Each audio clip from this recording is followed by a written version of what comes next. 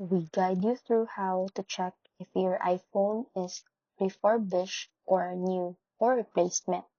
So the first thing you need to do is to open your settings, tap General, then tap About, and look for the model number. This is the key detail. If the model number starts with the letter M, your iPhone is brand new.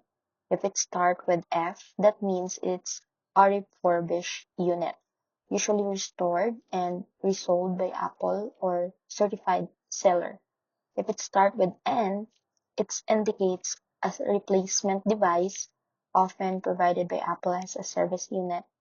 And if it starts with P, it means the device was engraved when purchased.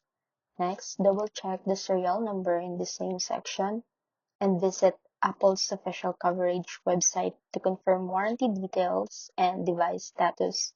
This helps verify if the phone was previously activated or replaced.